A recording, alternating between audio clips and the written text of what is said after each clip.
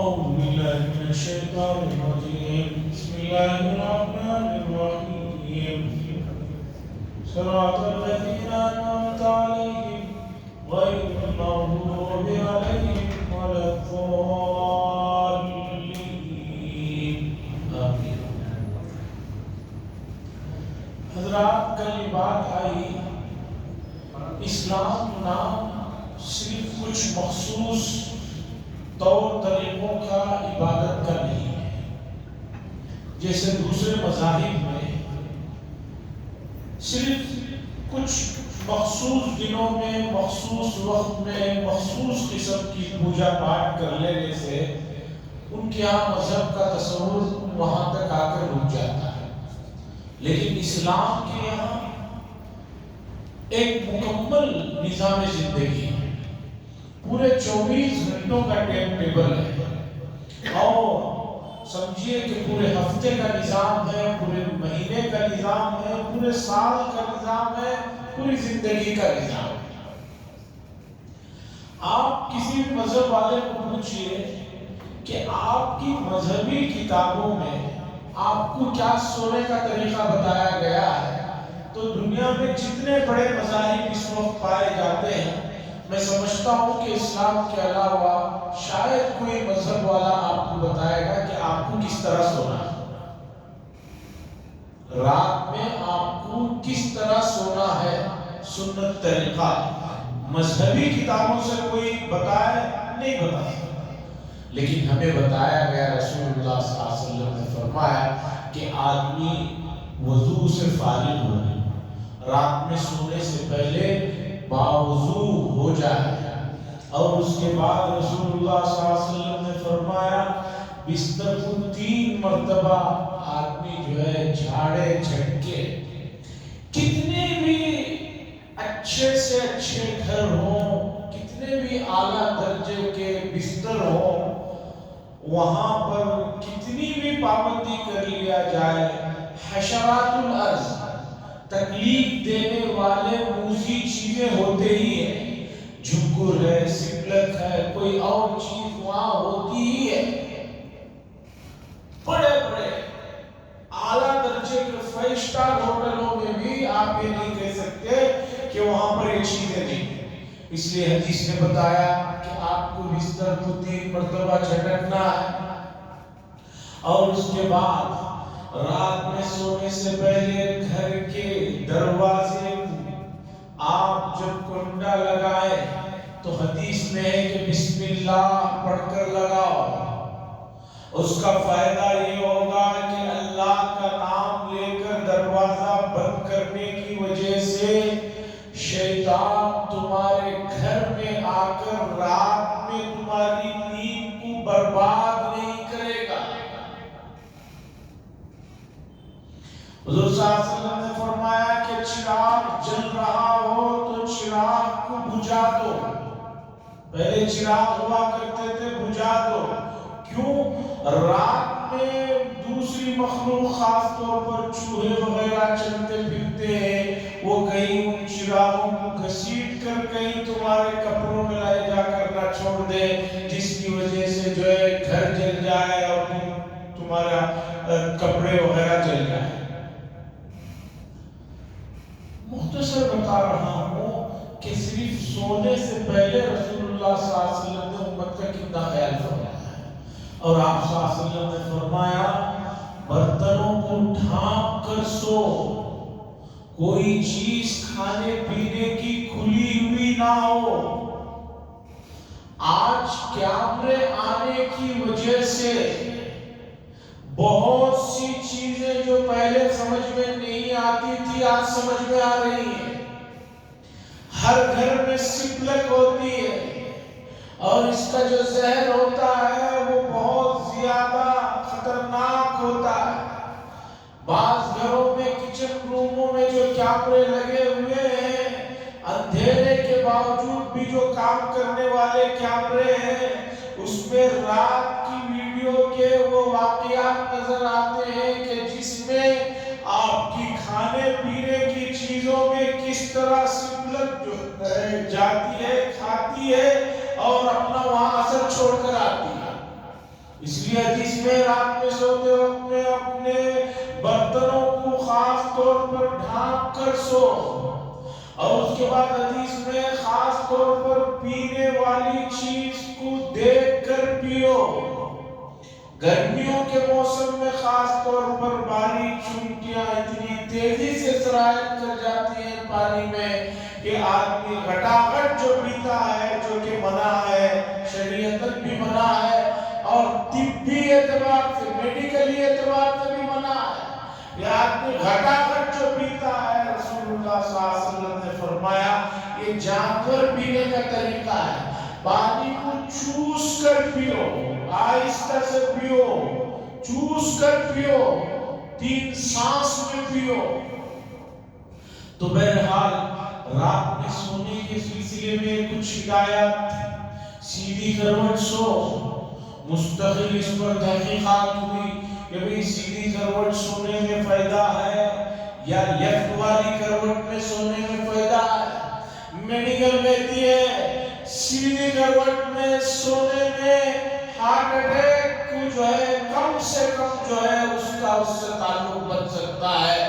جو left hand اس طرف سوتے ہیں پورا وزن ڈال کر، ان لوگوں کے لیے ہارٹ اٹیک کا مسئلہ لگا رہتا ہے۔ کسی بھی مذہب میں آپ کو یہ تعلیمات نہیں ملے۔ صبح اٹھے شریعت نے کہا کہ بیت الخلا جانا ہے تو جاؤ، کون سا پیر رکھ کر جانا ہے رسول اللہ صلی اللہ علیہ وسلم نے یہ بتایا۔ بیت الخلا کے اندر جانا ہے، کون سا پیر پہلے رکھنا ہے؟ لیفٹ پہلے رکھنا ہے، اور دعا پڑھ کر جانا ہے۔ کیا ہے دعا؟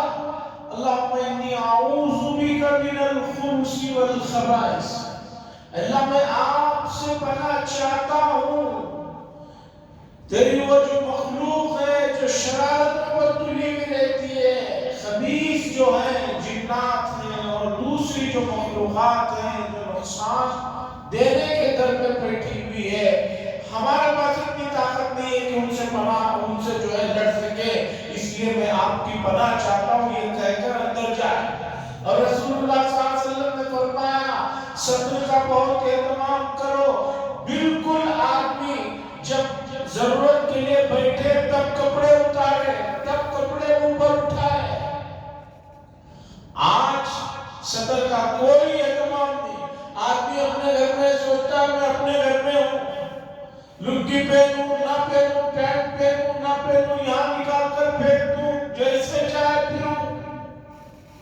رسول اللہ صلی اللہ علیہ وسلم نے فرمایا جب تم دوسروں کے سامنے ننگا آنے کو پسند نہیں کرتے، ستر پوشی کرتے ہو، تو اللہ تو اس بات کے زیادہ حق رکھتے ہیں کہ ان کے سامنے بھی ستر پوشی کریں۔ بیت الخلا میں بیٹھنے کے قریب کپڑے کو اٹھاؤ، کپڑے کو نکال۔ یہ دعا پڑھ کر جانے کا نتیجہ، دایاں پاؤں رکھنے کا نتیجہ یہ ہے کہ آدمی بیت الخلا میں گندے خیالات اور وسوسوں سے محفوظ رہتا ہے۔ ورنہ گندی جگہ ہے، وہاں پر جو ہے گندے چیزوں میں مشغول ہو جائے، پھر جب نکلو سینہ پیر پہلے نکالو اور دعا پڑھو غفرانک الحمدللہ الذی اذھب عنی العزاء وعافانی، اللہ تیری حمد ہے، تیری تعریف ہے کہ تو نے مجھ سے تکلیف دینے والی چیز جو ہے دور کی۔ آپ کو معلوم ہے کہ استنجا بیت الخلا اگر یہ وقت پر نہ ہو تو آدمی کس تکلیف اور کس شدت سے گزرتا ہے آپ اندازہ نہیں لگا سکتے۔ مشہور واقعہ کہ گزرے ہوئے زمانوں میں پہلے بادشاہ ہوا کرتے تھے، تو ایک بادشاہ کے ساتھ یہ مسئلہ پیش آ گیا کہ اجابت بند ہو گئی، استنجا بیت الخلا بند ہو گیا۔ حکیموں کو، ویدوں کو، جن جن کے پاس دوڑ دھوپ کر سکتے تھے دوڑ دھوپ کرایا گیا، سب آئے، سب نے اپنا جو علاج تھا کیا، لیکن جو ہے مسئلہ حل نہیں۔ کسی نے کہا کہ بادشاہ کی ریاست میں کھلا جگہ ایک ویران علاقے میں ایک اللہ والے رہتے ہیں، ان سے بھی جا کر کچھ اس سلسلے میں بات کی۔ لوگ گئے، جا کر بتایا کہ بادشاہ کے ساتھ ایسا مسئلہ ہوا ہے کہ پیشاب اور بیت الخلا رک گیا ہے، اور رکنے سے جو تکلیف ہوتی ہے وہ تو اللہ کسی کو اس مرحلے سے نہ گزارے، کتنی تکلیف ہوتی ہے آپ اندازہ نہیں لگا سکتے۔ تو انہوں نے کہا علاج تو ہے میرے پاس، تو فوراً بادشاہ کے پاس ان اللہ والوں کو لے کر آئے۔ بادشاہ سے بات ہوئی تو بادشاہ سے انہوں نے کہا کہ علاج تو کر دوں گا، بدلے میں مجھے کیا دیں گے؟ بادشاہ نے کہا پوچھیے، مانگیے، کیا چاہیے؟ انہوں نے کہا مجھے کچھ نہیں چاہیے، آپ کی آدھی سلطنت دے دینا ہوگا، پوری آدھی سلطنت آپ کو دینا ہوگا۔ آدمی کو جب جان پر آتی ہے آدھی کا پوری بھی دینے تیار ہو گیا۔ اس نے کہا کہ ٹھیک ہے، آدھی سلطنت میں آپ کے نام لکھتا ہوں، علاج بتائیے۔ انہوں نے علاج کیا، اب بیت الخلا اور پیشاب تو مسئلہ حل ہو گیا۔ اب ایک دوسری پریشانی ہے، پیشاب جو کھلا ہے رکنے کا نام ہی نہیں لے رہا، رکنے کا نام ہی نہیں لے رہا۔ پہلے ایک مصیبت تھی، اب یہ دوسری نئی مصیبت۔ حاضرین، اللہ کی نعمتیں ایسی ہیں۔ پیر ذوالفقار صاحب نقشبندی دامت برکاتہ میں لکھا ہے اپنے ایک امریکہ کے سفر میں کہ ان کے بہت بڑے سرجن اور ڈاکٹر سے ملاقات ہوئی۔ اس نے کہا لوگ جس چیز کو نعمت نہیں سمجھتے، انہیں اندازہ نہیں ہے کہ اللہ کی کیسی نعمتیں ہیں۔ اس ڈاکٹر نے بتایا، سرجن نے بتایا، گزشتہ 10 سال سے میں سونا چاہتا ہوں لیکن لیٹ کر میں نہیں سو سکتا، بیٹھ کر کرسی پر سو سکتا ہوں، نیچے نہیں سو سکتا، بستر میں لمبا ہو کر نہیں سو سکتا۔ انہوں نے پوچھا کیوں؟ تو ڈاکٹر اور سرجن نے بتایا کہ اللہ کا بڑا عجیب نظام ہے۔ اللہ نے یہاں پر حلق میں ایک نان ریٹرن وال رکھا ہے، آدمی سوتا ہے تو کوئی چیز جو ہے واپس نہیں آتی، لیکن میرا وہ نان ریٹرن وال ناکام ہو چکا ہے، اس لیے میں اگر سوتا ہوں تو جو کچھ پیٹ میں رہتا ہے وہ منہ سے نکل جاتا ہے، اس لیے مجھے ایسے بیٹھ کر سونا ہے۔ یہ نیچے سونے کی لذت کے لیے میں تڑپ رہا ہوں لیکن نہیں سو سکتا، جو ہی سوتا ہوں جو کچھ پیٹ میں ہوتا ہے منہ سے آنا شروع ہو جاتا ہے۔ یعنی نان ریٹرن وال میرا ناکام ہو چکا ہے۔ سمجھانے کے لیے اس نے جو الفاظ لکھے ہیں کہ میں اتنا بڑا سرجن ہونے کے باوجود اس نان ریٹرن وال کو، اپنے نان ریٹرن وال کو درست نہیں کر سکتا۔ اللہ کی نعمتیں، لوگ شکوے شکایتیں کرتے ہیں، یہ بڑے بری حالت ہے، بڑا ایسا ہے، بڑی ویسی حالت ہے۔ اللہ کی ایسی نعمتیں ہیں کہ آپ اس کا جو ہے شکر ادا کرنے کے لیے پوری زندگی سجدے میں سر رکھ دیں، یہ بھی نعمت کا آپ شکر نہیں ادا کر سکتے۔ خیر، بادشاہ کا قصہ چل رہا تھا کہ بھی پیشاب شروع ہوا تو بند ہونے کا ہی نام نہیں۔ اب اللہ نہ کرے بیماریوں میں مسائل پیش آتے ہیں، ہسپتالوں میں لگا دیا جاتا ہے، ساتھ میں لے کر بھی گھومتے ہیں، ایسے بھی لوگ ہیں، اللہ انہیں شفا عطا فرمائے۔ پھر علاج شروع ہوا، کسی سے حل نہیں ہوا، پھر انہی سے انہوں علاج کے لیے پوچھا گیا، انہوں نے کہا علاج کر دوں گا، بدلے میں کیا دو گے؟ بادشاہ نے کہا پہلے ہی آدھی سلطنت تو دے چکا ہوں۔ کہا آدھی دیے ہو نا، باقی آدھی تو تمہارے پاس ہے، وہ باقی آدھی سلطنت لکھو تب جا کر علاج کرو۔ اب آپ کو تو معلوم ہے آدمی جب جان پہ آتی ہے تو سب دینے کے لیے تیار ہو گیا، خاص طور پر جن لوگوں کو جوئے کی لت ہے، جنہیں جوئے کی لت ہے، وہ لوگ جوئے میں سب کچھ ہار چکے ہیں۔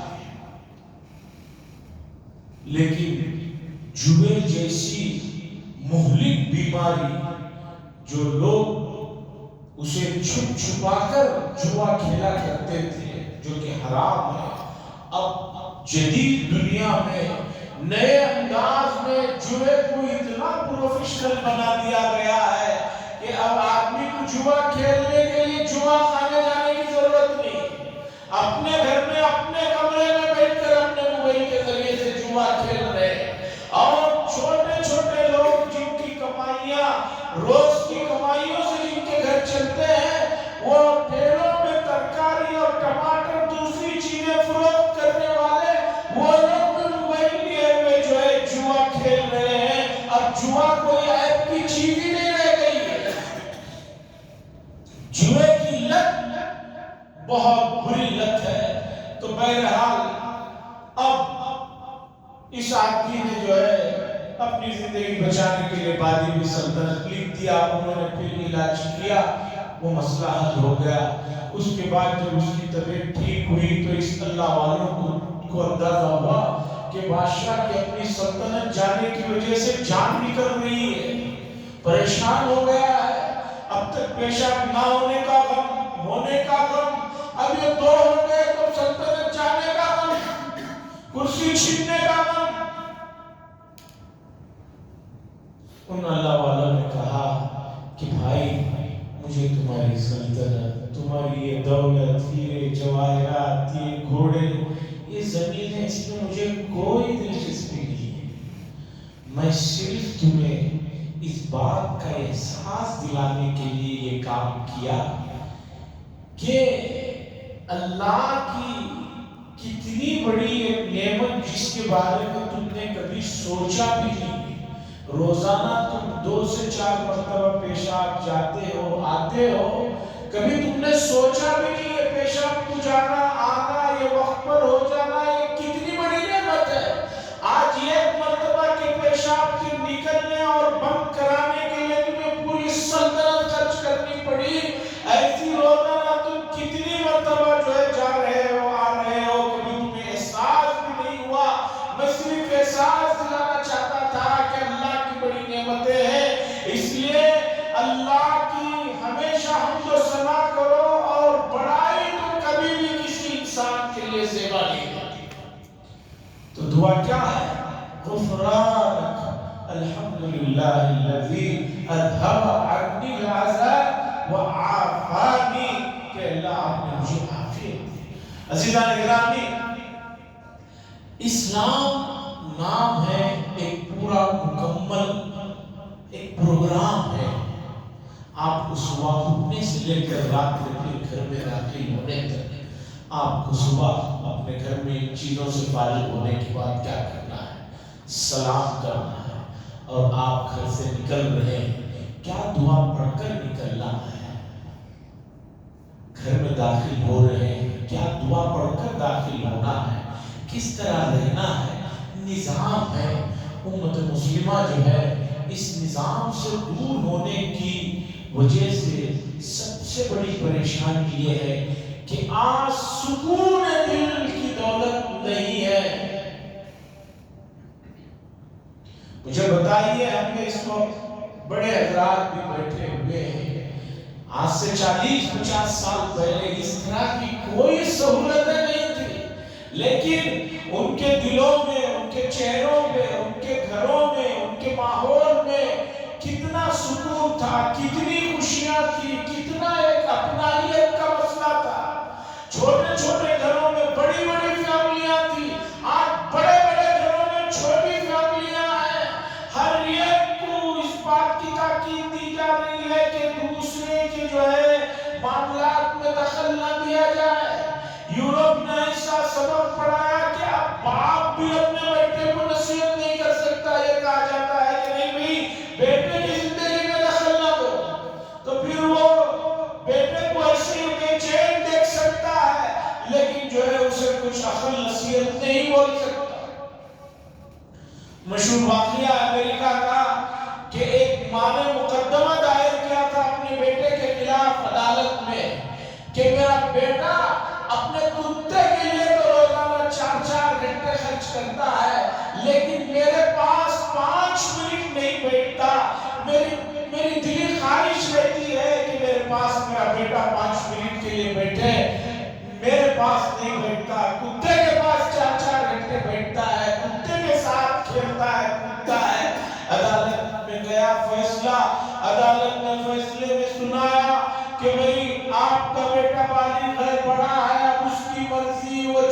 ساتھ وقت چاہے خرچ کرے، اس لیے ہم اس بات پر مجبور نہیں کر سکتے کہ آپ کے بیٹے کو کہ وہ آپ کے ساتھ روزانہ 10-15 منٹ گزارے۔ یہ ہے معاشرہ، یہ ہے حالات کہ ماں باپ اپنے بچے کو بڑا کرنے کے لیے اپنی زندگی میں کتنی خواہشات کو جو ہے دبایا ہے، وہ ختم کیا ہے، اور آگے چل کر انہی بچوں سے 5-10 منٹ کے لیے عدالت جانا پڑے، اور عدالت کا نظام دیکھیے کہ عدالت کہتی ہے کہ بھئی نہیں وہ آزاد ہے، اس لیے ہم اسے کچھ کر نہیں سکتے۔ حاضرین کرام، یہ جو معاشرہ ہے یہ تباہ و برباد ہونے کی طرف جا رہا ہے۔ آپ کو معلوم ہونا چاہیے اگر ہم نے اسلام کو نہیں مضبوطی سے پکڑا تو مستقبل بہت تاریک ہونے والا ہے۔ عیسائیوں میں 1800 عیسوی تک، آج سے 200-250 سال پہلے تک عیسائی ملکوں میں عیسائیوں کو روزہ رکھنے کا سخت حکم ہوتا تھا۔ یہ کہا جاتا تھا حکومتوں کی طرف سے، جو عیسائی بادشاہ ہوتے تھے وہ اپنی رعایا کے لیے یہ اعلان کرتے تھے کہ جو آدمی روزہ نہ رکھے اور کوئی معقول عذر کے بغیر روزہ چھوڑتے ہوئے پکڑا جائے تو اسے جو ہے زندہ جو ہے پھانسی پر لٹکا دیا جائے۔ ان کے روزوں کے مہینوں میں گوشت کی دکانیں دن میں نہیں کھل سکتی تھی، لیکن آہستہ آہستہ کرتے کرتے کرتے کرتے مذہب کی وہ پابندیوں کو وہ ختم ہو کر دیے۔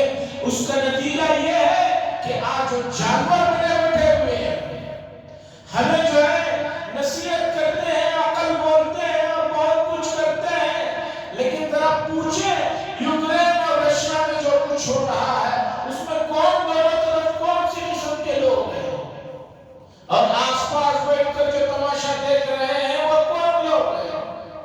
عزیزان اکرامی، مذہب کو اگر آدمی اپنے دل و دماغ سے اتار دے گا تو اسے جانور بننے میں دیری نہیں لگے گی۔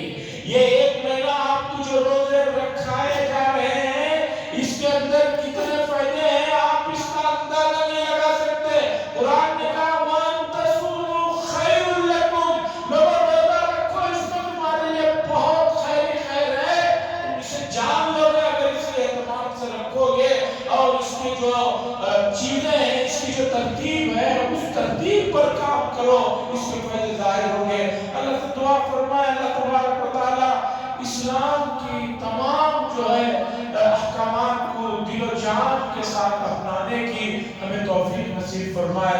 وآخر دعوانا الحمدللہ رب العالمین، لک الحمد و لک الشکر یا اللہ، اللہم صلی علی سیدنا شفیعنا نبینا حبیبنا مولانا محمد بارک وسلم، اللہم انت السلام منک السلام وتبارک علی الجلال والاکرام، صلی اللہ تعالی وسلم علی خیر خلق محمد وعلى آلہ وصحبہ اجمعین، الحمدللہ۔